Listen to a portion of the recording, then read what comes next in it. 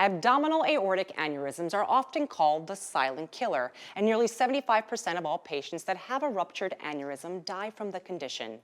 Although the prevalence is 3 to 4 times more likely in men, the growth rate in women has shown to be faster, and the likelihood of rupture is 3 times as high. Today, crucial information everyone should know: one woman's second lease on life and innovations in treatment options.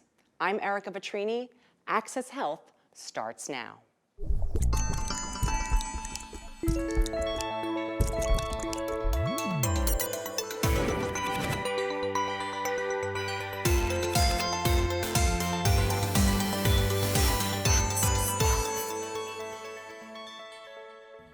I don't know that I ever thought I would die from it, but looking back on it, easily I could have.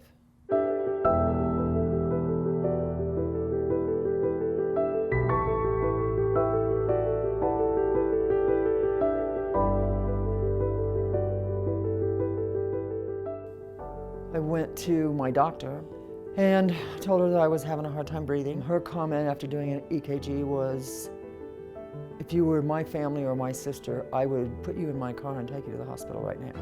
They did some testing and determined that I needed to have open heart surgery. They also, doing that angioplasty, saw that I had an abdominal aortic aneurysm, which meant nothing to me. I didn't know what it was. He just said, "We're gonna take care of that while we're in there doing your heart surgery." So, what could I say? Yeah, fine. Just go for it. The next morning, the doctor explained to me that they did not take care of the aneurysm. He said, "We'll address it in about 9 months." Had never heard of an abdominal aortic aneurysm. However, I knew what an aneurysm was because my grandfather passed away from that. He had an aneurysm in his brain, and he died suddenly. I didn't really think about, the aneurysm. I didn't bring it up in that year's time. I was just more focused on my heart and my heart health, my blood pressure, and just all the things that go along with it. Abdominal aortic aneurysms can be silent killers. They are notoriously hard to detect and even harder to predict when they might rupture. Identifying patients at risk, screening, and proactive intervention can be the key to improving outcomes. Joining us now to further discuss the life-threatening condition is Dr. Jennifer Ash, a vascular surgeon from the Christie Clinic Vein and Vascular Center in Champaign, Illinois. Doctor, thank you so much for joining us. Thank you for having me. So, doctor, let's jump right in. Can you describe to us what is an abdominal aortic aneurysm? Yes, so abdominal aortic aneurysm, which we often refer to as AAA, is a bulging or expansion, dilation of the abdominal aorta within the abdominal cavity or the belly. And so the aorta is the primary blood vessel that leaves the heart, goes through the chest, and then ends up in the abdomen. It feeds all of your organs, your legs, everything that's important. And so that dilation is what we're talking about when we speak of aneurysms. So, doctor, are there symptoms that show themselves that we should be aware of? Yeah, so generally abdominal aortic aneurysms are asymptomatic. There are no symptoms, which is why we refer to them as the silent killer. Unfortunately, sometimes the first symptom can be a rupture. Patients may not know they have a AAA until they go to the emergency department with the symptoms of a rupture. Because we're saying rupture, but I mean, this is truly, it's an explosion. It really is. And so when an abdominal aortic aneurysm ruptures, there's a hole in the biggest blood vessel in your body. And so depending on where that hole occurs, where it's created, can sort of determine your outcome. Are there certain people that are more prone, or are there lifestyle factors that can contribute? So we typically see abdominal aortic aneurysm in patients who are older. So let's say 65 years old or older. And to some degree, that's because our vessels age as we age. Certainly there can be a genetic component. And so it's routine for us to ask patients when they come in, do you have a family history? And many times patients will admit, my mother had an abdominal aortic aneurysm. So genetics can play a role, but certainly risk factors are key. And the number one risk factor is clearly smoking, which we see implicated in so many of the illnesses we treat. but also things like high blood pressure and the normal cardiovascular risk factors. Are there screening exams or tests that can be done? Yes, so we do have some screening guidelines, and generally speaking, we screen patients, men who are over 65 years old, who have a history of smoking at least 100 cigarettes. And in women, the age increases to 75 years old. And certainly if a patient has a family history or a strong family history of aneurysms, we would be more concerned and would screen those patients as well. You just said something, men versus women, men 65 and women 75. Are men more prone to have AAA than women? Certainly, we see aneurysms more commonly in men than in women. It's typically thought of as a male-dominated disease. And so I feel like, generally speaking, we look for them more frequently in men. Having said that, women are affected by this problem. Maybe it's not recognized as frequently and probably not screened for as aggressively. So doctor, if someone out there is listening right now and is concerned that they may have AAA, what are the next steps? If you're diagnosed with an aneurysm and it's small, we generally recommend routine follow-up. And so the purpose of that is to monitor the blood vessel for change. Aneurysms don't get smaller, they grow. And so over time, what we look for is how quickly is the aneurysm expanding.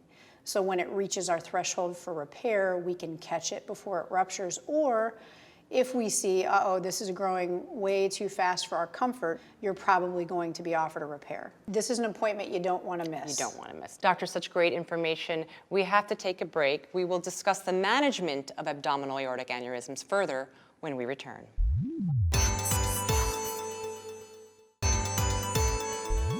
Welcome back to this special edition of Access Health. I'm back with vascular specialist Dr. Jennifer Ash, and today we're taking a closer look at abdominal aortic aneurysms. So doctor, before the break we were discussing how dangerous AAA can be if there is a rupture.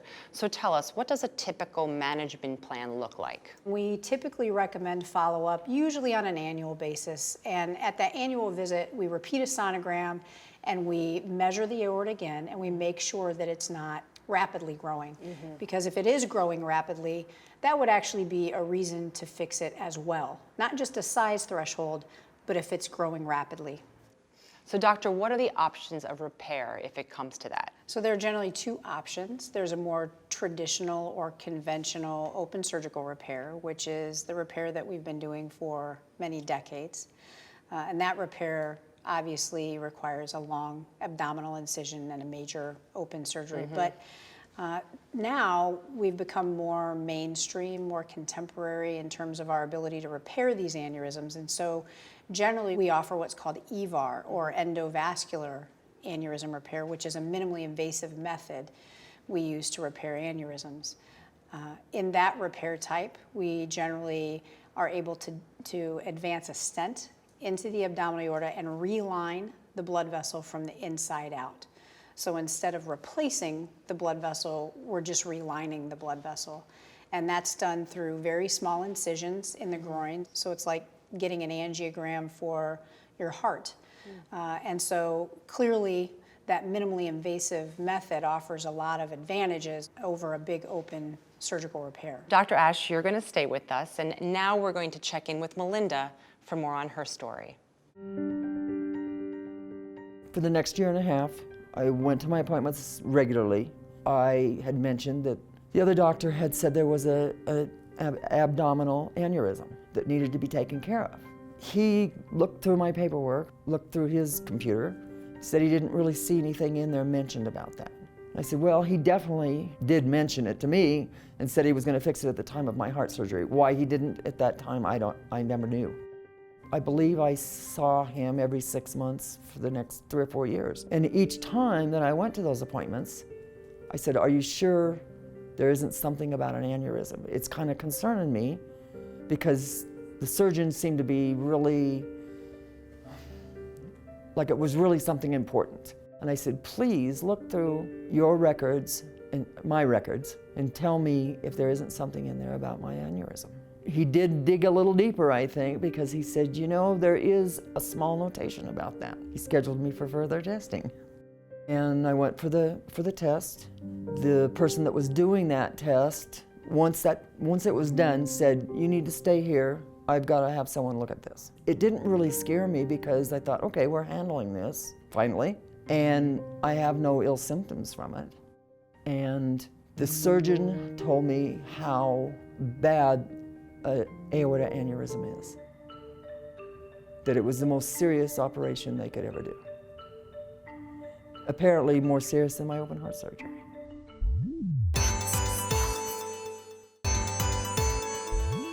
Welcome back. We're continuing our conversation today about abdominal aortic aneurysms, also known as AAA, a very serious condition in which surgery is likely the next and only steps for patients. Thankfully, Dr. Ash is still with us. Doctor, thank you for being with us and for sticking around. We've talked a little bit about how EVAR is the standard of care. Are there different options within EVAR? Absolutely. So we're really fortunate that we have so many products on the market that we can utilize to treat patients.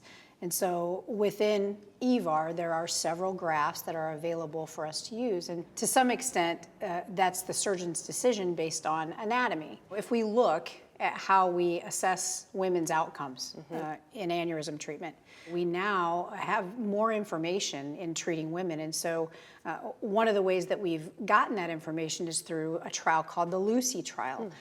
So that's the first prospective trial in women to assess endovascular aneurysm repair. And the beauty of that trial, it was done specifically for that purpose. And so that trial has assessed men versus women in a head-to-head fashion to see how they perform utilizing the Ovation stent graft specifically, which happens to be a graft that is very small. It's the smallest graft on the market in terms of deliverability. It's very flexible, and it sort of lends itself to being a graft that can be used more easily in the female population. And so certainly as a female vascular surgeon who treats a large population of women with aneurysms, that graft and that trial has really changed how we look at women with aneurysms, because previously, if you look at the old data, many women were not even offered repair because it was felt that the risks were just much too high. So now that we have this information, many more women are available and able to get repair using endovascular technology. Doctor, you're staying with us. Let's go now to talk about progress and innovation with Dr. Esteban Henao, Melinda's vascular surgeon in Albuquerque, New Mexico. Take a look. When we talk about stent grafts or EVAR, and we talk about where it came from and where it is now, a lot of the evolution, I think, has occurred with what it's made of. And so the devices mostly that are on the market are still made out of fabric, still made out of wire, and are very bulky. And by trying to take a large, bulky device into a petite artery in a female, that puts the patient at risk in trying to deliver this large device into a small artery, because you could potentially tear the artery and cause massive bleeding that in some cases can be deadly. When we were finally able to get our hands on the Ovation product, which is a very, very small device, it allowed us to treat everyone in a more easy and safe fashion, but particularly women, that this may be an actual game changer in the way that we take care of aortic aneurysms. He had told me that normally speaking, it was cut you open again. Wouldn't be, break your ribs like they have to do when you have heart surgery, but from your breastbone down, I thought, this is gonna be months that I'm gonna have to recoup from this. How am I gonna do this? Then he talked to me about a different way of how they were trying to correct these aneurysms in women. I signed up with the paperwork and I said, that sounds much better to me than laying in the hospital for a week and then recuperating for 6 months. So I said, yes, I would participate in that study. The origin story behind the LUCY's trial was to verify what most operators like myself already believed to be true, which was that a small profile device, such as the Ovation platform, would be better suited in a patient that has smaller blood vessels, more winding or what we call tortuous anatomy, and difficulties in getting seal. All of those boxes were checked when we looked at the Ovation platform as possibly being the better instrument to take care of this. And we needed a study to collect data to prove that this was true. When we talk about incredible innovations like EVAR, we always want to also look at failure modes. How do these devices work and what causes things to go wrong sometimes? The inclusion of polymer in the design of this particular therapy allows for so many different benefits. The polymer itself creates for a much more delicate device and it allows it to get to the area that needs to get sealed. On top of that, the polymer is actually creating a custom seal zone based off of the little nooks and crannies of every one of us has a different aorta and can be considered almost a fingerprint, if you will. And so it molds around each one of those little crevices and completely seals it in that manner. And that's why I think it's more durable and it's more deliverable.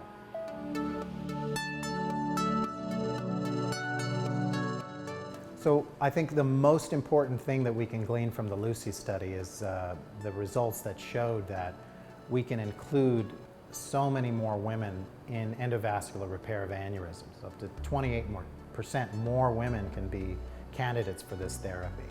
And it was one of the best outcomes in terms of adverse events or complications. We saw probably the lowest rate of any complications in any aneurysm-related study with the Lucy study. Well, this is extremely compelling because patients that come in with aneurysms, when we see them walk through the door and it's a woman that has an aneurysm, automatically you already know the complexity has taken up a notch and you are already wondering whether or not you have a technology that will be able to get this patient fixed. Otherwise, they may be sentenced to a conventional open therapy. So this is extremely, extremely exciting for us to be able to have this as a true option that I think will make a huge difference in everyone's life, but especially in our female patients that have aortic aneurysms. After spending a year and a half recuperating from open heart surgery, which was very invasive, it was probably the worst thing I'd ever have happen to me. Minimal invasiveness, having it to where I could go back to work sooner, or just really go back to my regular day, the regular things I needed to do, that much sooner. There was no option. I mean, that was a given. I needed to do it that way, and it was the best choice I made. Yeah, 2 years out now, and I feel like I'm 50. 60.